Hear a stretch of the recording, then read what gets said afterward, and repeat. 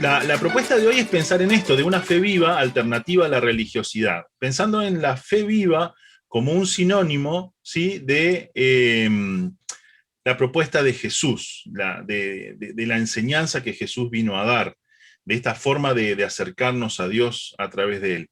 Y pensando en religiosidad, desde la perspectiva de ese aparato representado en la época de Jesús por los fariseos, que no solo se convierten en los enemigos de Jesús, sino que van a ser en definitiva los que van a complotar para llevarlo a la muerte. Es bien interesante que si pensamos en quienes confrontó directamente y duramente Jesús en su época, fue a los fariseos, justamente a los religiosos. Llegó a decirles ese hermoso elogio, ¿no? De ustedes son como una tumba con una manito de cal por fuera, pero adentro llenos de podredumbre. Ese es un buen acercamiento para cuando uno se quiere noviar con alguien. Ese tipo, no, en realidad no lo es. Pero nos hace pensar de verdad en la seriedad de la confrontación de Jesús con los religiosos de su época. Y yo lo que les quiero plantear hoy es un supuesto. Y es el supuesto de que la religiosidad de los fariseos hoy es el fundamentalismo. Escuchamos hablar mucho de fundamentalismo y desde distintas perspectivas. En la academia hemos escuchado mucho, en ciencias sociales hay mucha investigación, es un tema que está muy al día. Y el camino que yo les propongo recorrer en esta mañana tiene que ver con pensar un poco en los orígenes y el presente del fundamentalismo para después pensar en cómo nos afecta el fundamentalismo en lo que creemos, en lo que hacemos, en nuestros vínculos. Y por último vamos a ver una alternativa bíblica, ¿sí?, a este acercamiento. Entonces, los orígenes del fundamentalismo. Y ahí hay un dibujo que obviamente no está hecho por ninguna editorial cristiana, pero que refleja de forma muy interesante la perspectiva, ¿sí?, de los no cristianos sobre el fundamentalismo. El contexto en el que surge el fundamentalismo en la modernidad entre el siglo XVIII y el siglo XX es un contexto de grandes cambios, ¿sí? Es un contexto en el que la población se está saliendo del entorno del contexto rural hacia las urbes. Hay un gran desarrollo de la ciudad, un gran desarrollo de la urbanización y con todo lo que la ciudad implica, ¿no? El arte, la confluencia de gente,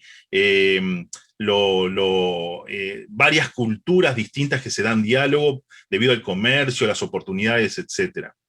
Es un contexto también de un gran avance de la ciencia moderna. La ciencia tiene un crecimiento exponencial.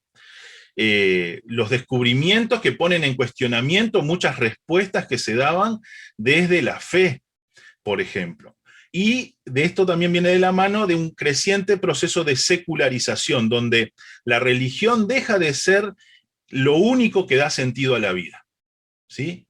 Entonces, en medio de ese contexto, surge el fundamentalismo, teológicamente hablando, y sobre todo el fundamentalismo protestante, como una reacción a ese contexto y una reacción a la respuesta que estaba dando a ese contexto la corriente teológica liberal, que ya empezaba a dejar de lado o cuestionar la inefabilidad de la Biblia, o sea, que la Biblia era la palabra de Dios, que tenía que ser interpretada de una determinada manera en particular, y que se explicaba a sí misma y cuestionaba todo lo demás.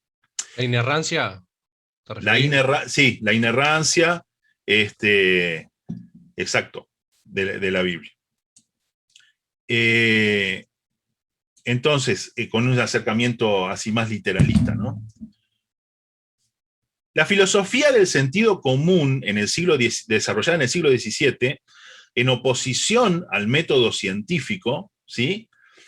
Va a ser una inspiración para este fundamentalismo. Y es interesante notar cómo es una reacción que surge a partir del miedo a estos cambios que están dando, ¿no? Y como surge a partir de este miedo a los cambios, va a generar una estructura para defenderse. Entonces es una reacción, ¿sí?, a lo que está pasando. Y fuertemente va a surgir para ocultar las dudas y para blindarse de las dudas. Todas las preguntas que van surgiendo, la reacción del fundamentalismo es generar este cerco, no para trabajar la duda, sino para fortalecerse y reforzar las seguridades a la interna, provocando entonces una autoafirmación, pero una autoafirmación diciendo, yo soy fundamentalista, no soy liberal. Entonces, una autoafirmación que ya implica la diferenciación del otro y un encuadre agresivo hacia el otro, ¿no?, ante lo diferente. Esta siguiente diapo, la imagen es mucho más fuerte. Y tiene que ver con, creo yo, con una percepción hoy mucho más generalizada hacia el fundamentalismo y lo que provoca en otra gente. El fundamentalismo crea enemigos, ¿no? Por esta cuestión del enemigo es aquel que tiene una visión que trae el cuestionamiento hacia lo que ellos entienden que es la verdad. Y para vencer al enemigo va a crear alianzas. Y es interesante que las alianzas que va a crear, en cierta medida, están como basadas en este criterio de el enemigo de mi enemigo es mi amigo, ¿no? Y entonces ahí vemos alianzas entre fundamentalistas con otros sectores que antes eran impensadas. Por ejemplo, las alianzas con sectores muy conservadores de la Iglesia Católica. Sectores con culto muy fuerte a María, con culto y obediencia muy fuerte hacia el Papa, pero sectores con los que estaban diametralmente separados y opuestos, sectores que fueron perseguidos por eso, o sea, los católicos radicales conservadores persiguieron durante muchos años a sectores de la Iglesia evangélica, hoy definidos como fundamentalistas, y sin embargo hoy están aliados en muchos proyectos. ¿Por qué? Por esta cuestión de hacer un frente común a un enemigo común.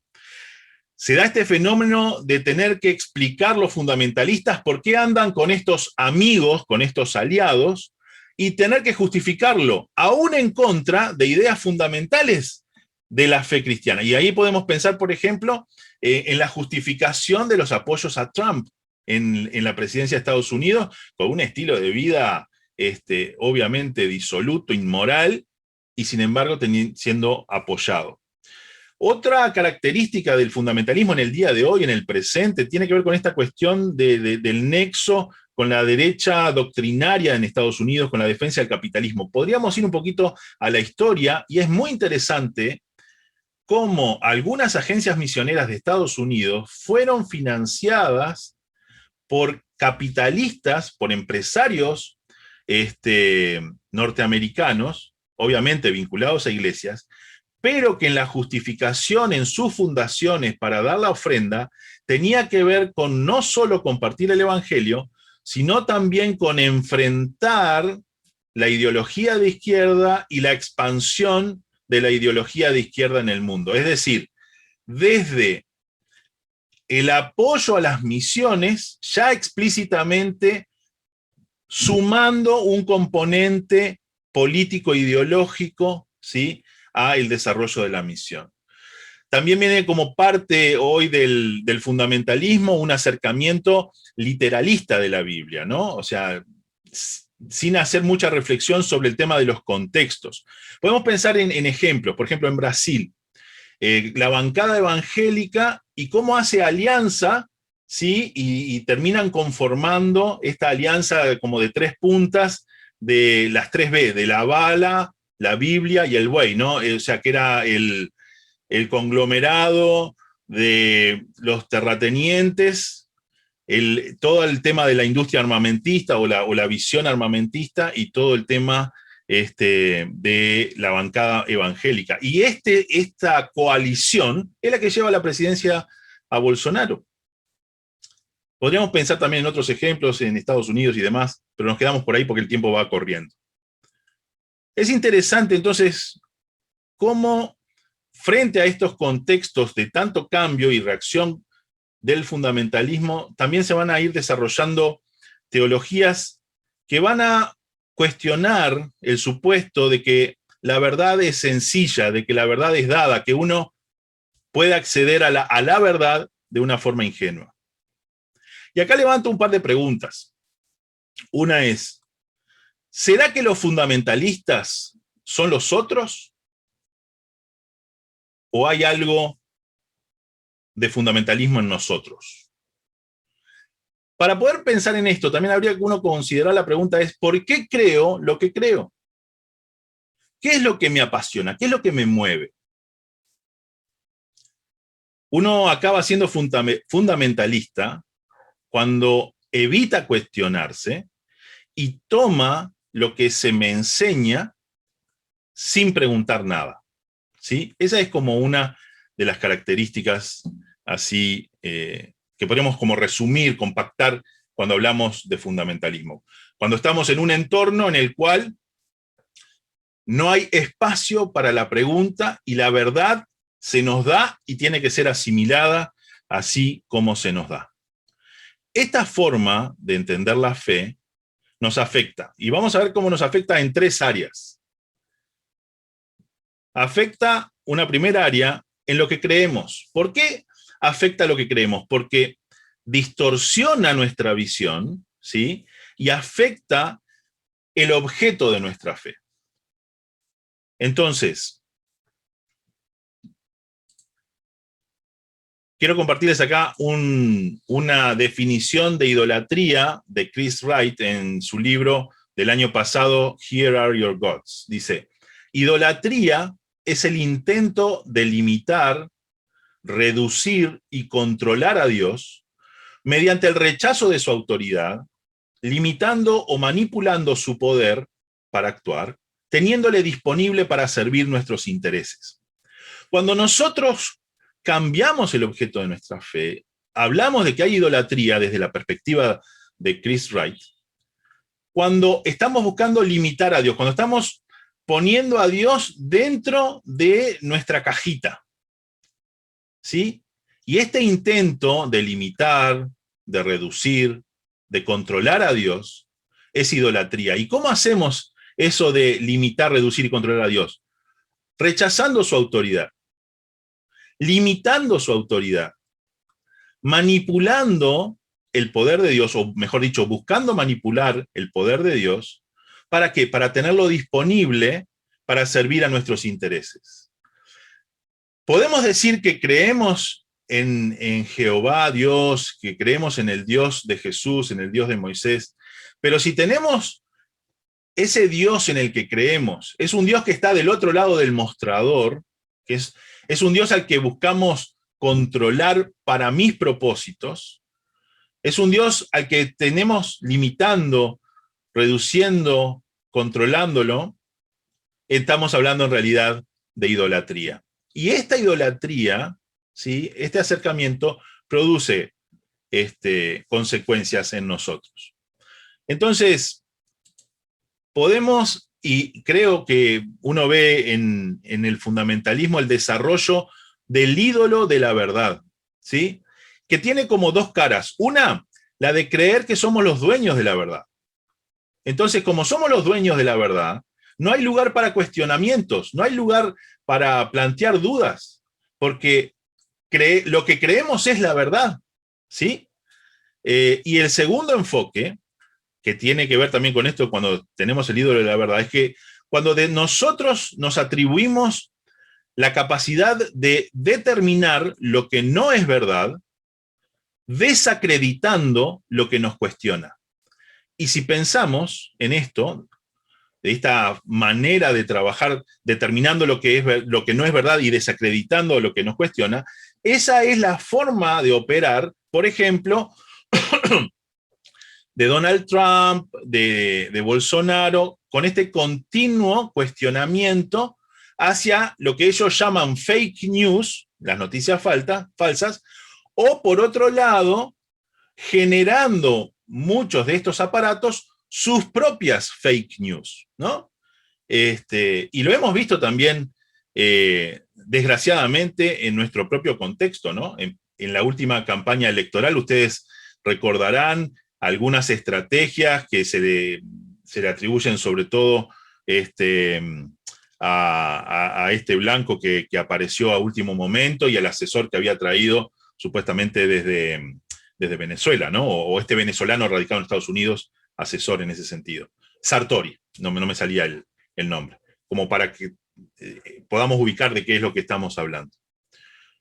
Estas estrategias políticas de desacreditar, de generar rumores, es muy interesante también cómo los sectores fundamentalistas que están haciendo alianzas con algunos de esta gente van asimilando estos conceptos y los van integrando a su práctica. Otro ídolo es el del poder, ¿sí? Como fuente de seguridad personal, el poder como fuente de respeto, de admiración. Entonces ahí vemos la búsqueda de trascendencia, la búsqueda de perpetuidad en el poder, ¿no? Un poder que busca servirse a sí mismo y que termina abusando de las personas. Entonces, ¿de cuántos casos hemos sabido y de iglesias donde los líderes de una forma tóxica abusan de las personas en el sentido de su poder, abusando en el sentido de desacreditar y demás? El tiempo va volando, voy a ir un poco más rápido. Esto también, esta tendencia y el ídolo del poder es parte de la justificación de la falta de transición en espacios de poder, de liderazgo, en muchas de las iglesias y las denominaciones. Tenemos gente muy vieja en algunos lugares que parece que no quiere soltar el espacio, no abre espacio para nuevas generaciones, y eso nos habla un poco también de esta realidad. La tercera cuestión que quería ahí plantearles como ídolo en el contexto de cómo afecta el fundamentalismo aquello en lo que creemos, es que nos genera este ídolo de la ideología política, cuando la ideología se vuelve un fin en sí misma y esperamos que nos brinde lo que solo Dios puede brindar, que es paz y esperanza. La ideología política es una lente para ver y entender la realidad. Y hay distintas ideologías que ponen distintos énfasis y hacen distintas lecturas. Pero lo que tenemos que evitar es que se vuelvan un fin en sí mismas, sean de derecha, sean de izquierda, sean de centro, sea de donde sea, que se vuelvan un fin en sí misma y que pongamos nuestra expectativa de que sea la fuente de paz para nuestra vida y que sea la fuente de esperanza para nosotros. Cuando damos lugar a este ídolo, se aterriza en una praxis del poder político partidario que responde a lógicas de los partidos que buscan perpetuarse en el poder, porque eso es obviamente la carrera de cada partido, y está bien que así sea. Es triste, por ejemplo, cuando pensamos en el caso de Brasil, del que fue presidente de la Cámara de Diputados, Eduardo Cunha, muy vinculado a sectores evangélicos, que termina preso por corrupción, o actualmente está preso, que fue quien lideró todo el proceso que llevó a la destitución de Dilma Rousseff, ¿no? Entonces, todos esos entramados. Sin duda que el fundamentalismo afecta lo que creemos. En segundo lugar, el fundamentalismo afecta lo que hacemos. ¿Por qué? Porque lo que hacemos, ¿sí?, está de la mano de la forma en que entendemos qué es lo que Dios quiere que hagamos, ¿sí? Entonces, ¿cómo afecta? Y nos afecta haciendo desarrollar una actitud proselitista que busca nuevos conversos, que no reconoce la imagen de Dios en el otro, que no reconoce la complejidad del ser del otro y la complejidad de sus necesidades. Entonces terminamos con una misión reducida, ¿sí? Simplista, que busca simplificar lo complejo que es el otro, ¿sí? Y busca ponerlo en categorías que sean más manejables. Entonces, cuando yo tengo una actitud proselitista, una actitud de buscar nuevos conversos a mi religión, cuando mi interés solo es tener decisiones de fe para poder sumarlas en mis registros, no estoy interesado en realidad, o no reconozco, no me interesa reconocer la complejidad de las situaciones que vive el otro. Porque lo que quiero son resultados, y resultados rápidos, ¿sí? Y entonces así terminamos con una visión reduccionista. Entonces, ¿cómo impacta entonces concretamente esto de la misión reducida? Y impacta en la forma en que entendemos qué es evangelizar. Terminamos con esta idea de que proclamar es evangelizar, y nada más. Que enunciar el mensaje ya es evangelizar. Y me acuerdo de ese grafito que andaba por allá, por la zona donde yo vivía antes, en el reducto, que decía, Cristo es la respuesta, ahí cerca de San Martín. Y abajo uno le había puesto, ¿y cuál es la pregunta? ¿No? ¿Y cuál es la pregunta? Deshumanizamos, ¿no? O sea, llegamos a esta cuestión de los eslóganes, como que eso fuera evangelizar. Y qué triste cuando solo es proclamar, que llegamos al punto de deshumanizar al otro, a quien estamos buscando compartir la buena noticia, y lo deshumanizamos, ¿por qué? Porque recortamos su persona, buscamos simplificarlo, desconocemos su complejidad, y también cuando generalizamos y queremos meter a todos en la misma bolsa. Otro efecto en este sentido es que terminamos entendiendo, ¿sí? Como ven ahí en la foto, ¿no? Como una producción seriada con su código de barra en el cuello, ¿no? Buscamos, ¿qué cosa? Homogeneizar, reproducirnos. ¿A quién? A nosotros mismos, no a Jesús. Mercantilizamos el proceso de hacer discípulos. Vemos y usamos materiales de la mercadotecnia, del marketing, y no pensamos orgánicamente, como cuerpo. No pensamos nosotros orgánicamente como cuerpo de Cristo, no pensamos en quienes necesitan el mensaje orgánicamente como personas. Y no pensamos tampoco sobrenaturalmente, pensando en la intervención de Dios y en el espacio, el lugar, el rol que tiene que cumplir el Espíritu Santo. Adoctrinamos, o sea, damos una serie de normas, pero no damos lugar ni a la duda ni al cuestionamiento. Damos lo que es la verdad según lo que entendemos. La tercera cosa en la que afecta el fundamentalismo es nuestros vínculos. ¿Con quién nos vinculamos y cómo nos vinculamos con ellos? Entramos en un diálogo, y en un diálogo que es en realidad ficticio con el otro. ¿Por qué digo que es ficticio? Porque el diálogo implica encuentro con el otro en un ambiente de respeto, en un ambiente de escucha expectante al otro. Esa es la definición de un verdadero diálogo. Hay un contexto de respeto al otro y hay un ambiente en el cual yo escucho para realmente entender lo que el otro está viviendo y lo que el otro me quiere decir. Tristemente, el fundamentalismo nos hace caer en un diálogo ficticio. ¿Por qué? Porque entramos en un diálogo solo para ganar la discusión. Y nos preparamos con argumentos, esto y lo otro, ¿no?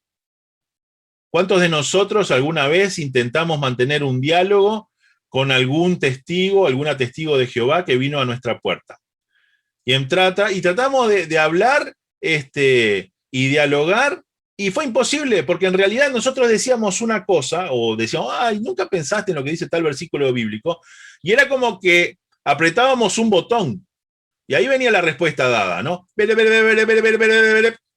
Y después apretábamos otro botón y vendía otra respuesta ya preparada. Y lo único objetivo era ganar la discusión, no había realmente un intercambio. Y sin embargo, nosotros mismos, cuando asumimos posturas fundamentalistas, ¿no hacemos lo mismo? Lo único que buscamos no es ganar la discusión. Otra cosa también que muestra el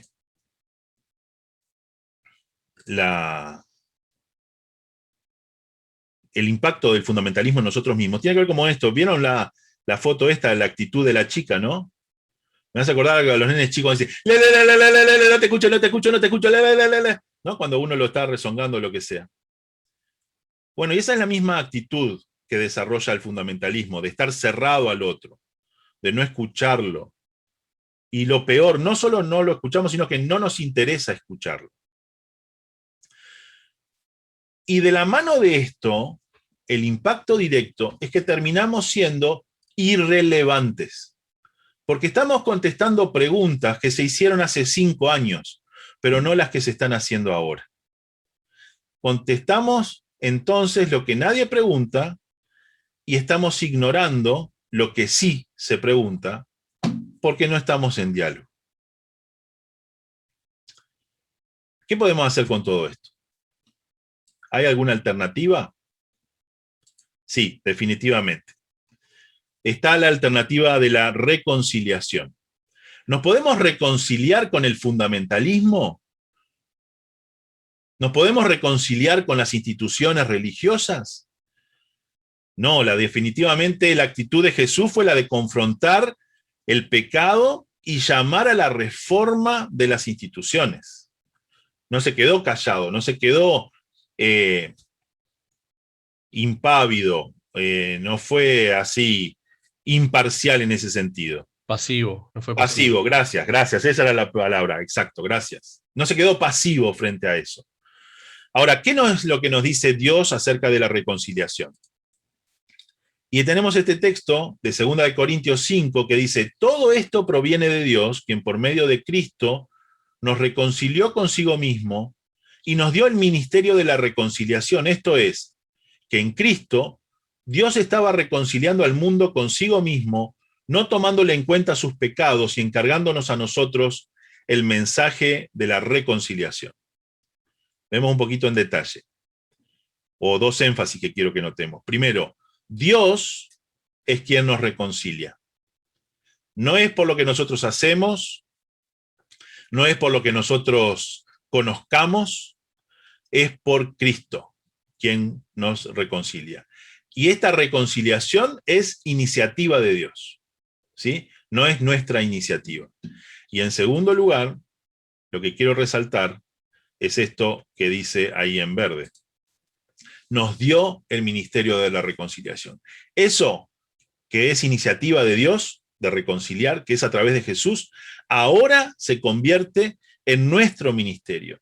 Y si se convierte en nuestro ministerio, en nuestra tarea, en nuestro servicio, definitivamente tiene que marcar nuestra agenda.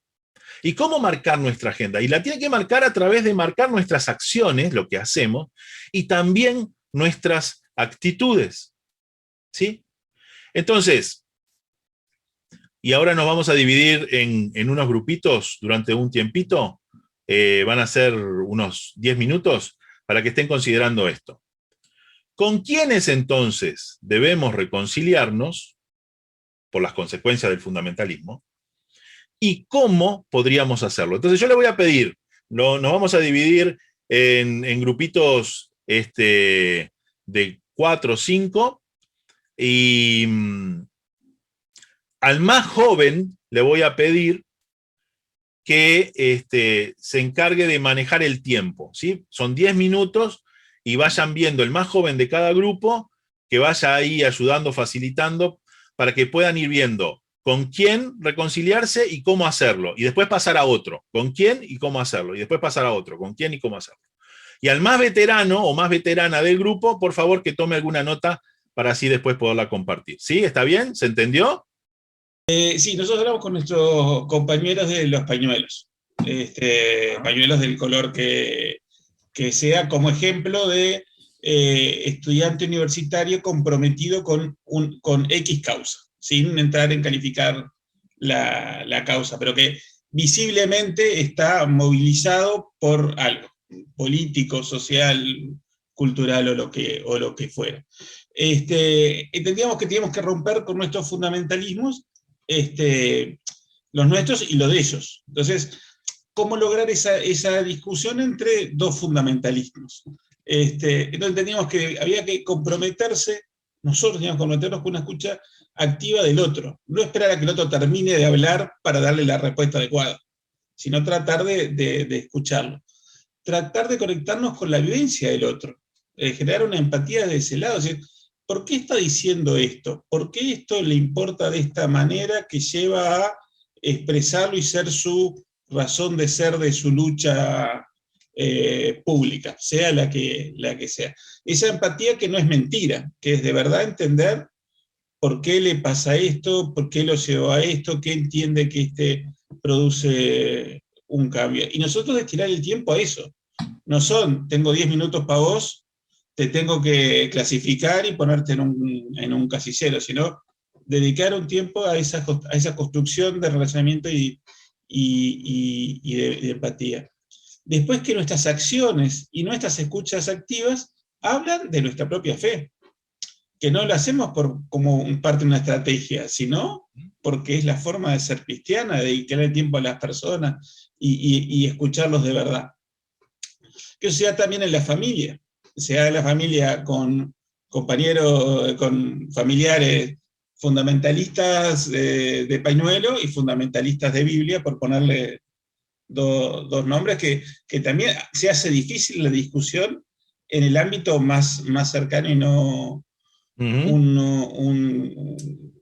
donde construir un diálogo. Y resumiendo, dijimos, construir relacionamiento y empatía colocándonos desde el otro lado. Muy bien, muchas gracias, Nico. ¿Alguien de otro grupo, por favor?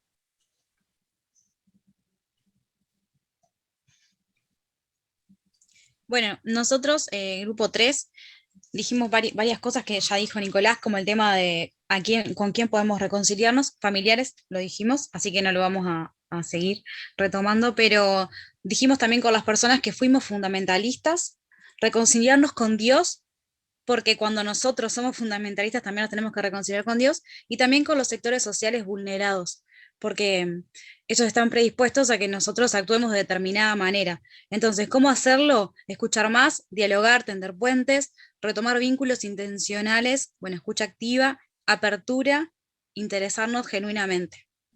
Muy bien, muchas gracias, Vivi. ¿Otro grupo?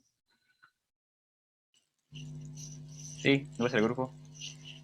No sé el número, pero sí. Bien, la gente que estábamos pensando en sí, la gente vulnerable, pero también personas lastimadas por la iglesia, que están apartados de la iglesia particularmente, pero también los pobres, las personas con sexualidad diferente, particularmente, son personas que, o a quien la iglesia tiene miedo muchas veces. Y estamos pensando en involucrándonos mucho más con esas personas, con toda la vida, no solo con una palabra, 2 palabras, una oración, pero con mucho más compromiso, y usando nuestro trabajo, nuestra profesión para ayudarles. Buenísimo. Muchas gracias, Pedro. Nos está quedando un grupo, ¿verdad?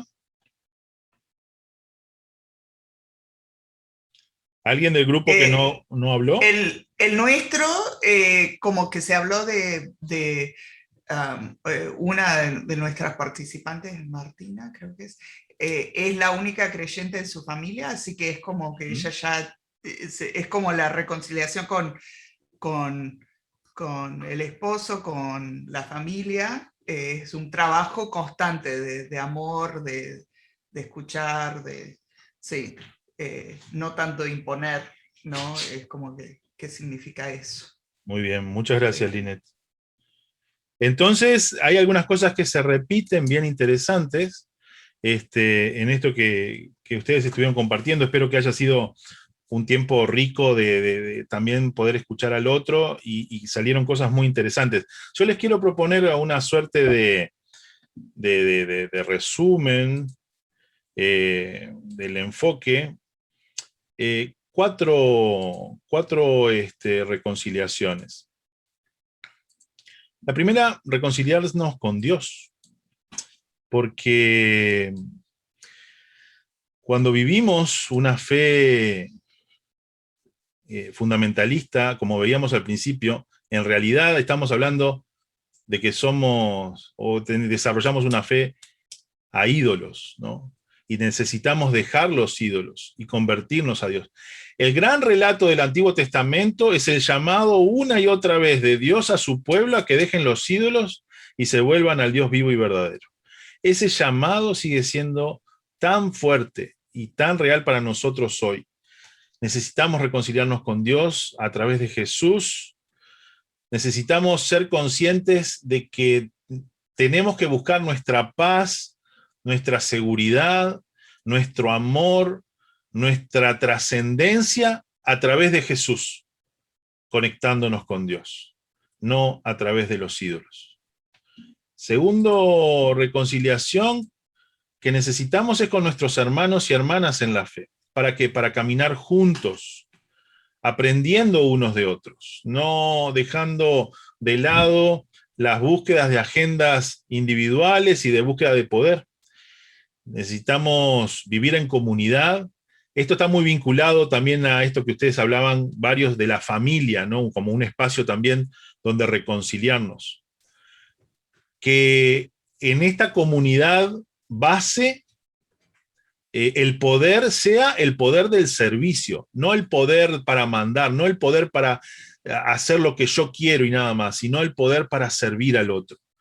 Donde la humildad, la verdadera humildad, se da cuando soy capaz de aprender y estoy buscando aprender de aquellos con quienes vivo. Donde definitivamente no soy el dueño de la verdad, sino uno que busca aprender. Un tercer desafío para reconciliarnos, yo lo puse o lo planteé así como reconciliarnos con los que evangelizamos, con los que compartimos la buena noticia. Y nos reconciliamos con ellos cuando hacemos misión como la hizo Jesús, que vino y se encarnó, compartiendo nuestra vida. Ahí la imagen tiene que ver con esto de compartir la mesa, ¿no? Como el espacio donde se dan las mejores conversaciones. Reconciliarme con aquellos que comparto la buena noticia, reconociendo la imagen de Dios en ellos.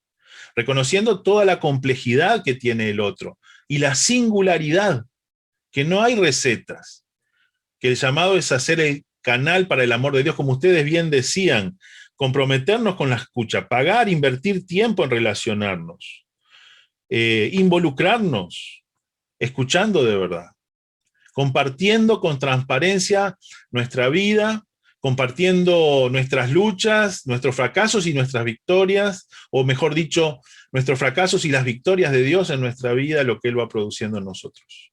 Compartiendo la mesa de mis recursos, compartiendo la mesa de mi tiempo, de mi vida.